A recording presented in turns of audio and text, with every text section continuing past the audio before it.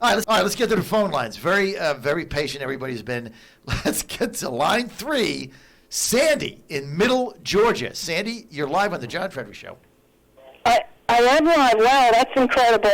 Hey, listen, I listen to you all the time now, and I love your show. I listen to the War Room with Steve Bannon, and we're so thankful to have places where our voices can be heard. But listen, I'm calling from Middle Georgia. Everybody I know, their hair is on fire. We're pissed, and I've just got a couple of things that I would just like to point out.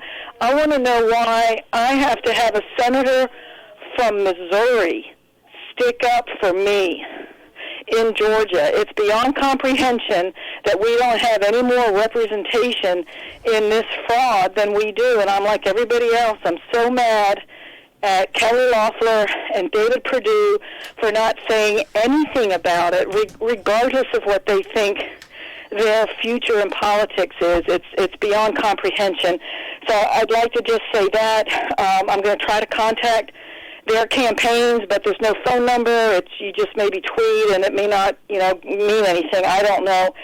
The other thing I'd like to say is that I have called my representative. I get their assistance, so I sound off on them for my local senator. I did find out on your list. I was glad that you published it, that he actually did not vote for the special session, so I was disappointed to see that.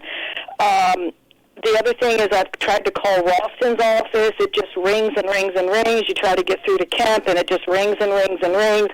There is a woman that answers for Raffensperger in his office, and she's very polite and very nice, and so I sounded off to her. But you just don't think it's ever really going to get through to them. I don't know. The other thing on that, I do have a question for you. Well, let me make one more comment, and then I've got a question, and then I'll get off. But you asked, I think it was David Clark earlier today, this morning, about what he was so taken aback by on yesterday's session, and that's all of the fraud and all the obvious stuff is just in your face. But when that one woman stood up that he mentioned, who was a poll worker, and went on to say that Gabrielle Sterling posted things on Facebook that all of these people coming out are just affected by Iranian disinformation, it feels like they're just doing everything from the Democratic playbook. It's just beyond comprehension that they would be doing this. We knew the fix was in 2 days after the election. I mean, I could just go on and on. I'm just so upset. But the other thing is, why is it that Mark Elias could get his lawsuit in front of Stacey Abrams' sister, and we can't get one lawsuit heard in this state or nationally?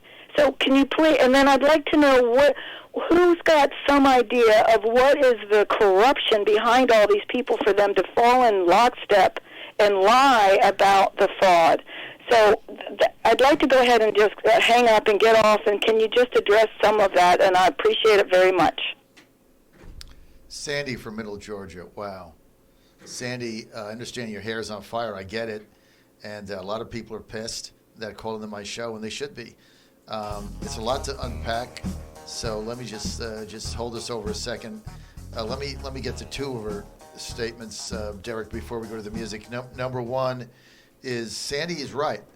The fact that you live in Georgia, and the fraud is in Georgia, and you've got to get a senator from Missouri to second the fraud investigation, and your two Republican senators from Georgia won't do it, is very disturbing and very disconcerting, and that's why they're losing. And I've been saying it for 6 weeks, but they want to keep listening to Karl Rove. Fine. We're on the ground. This is what people are saying. They should be standing up for us.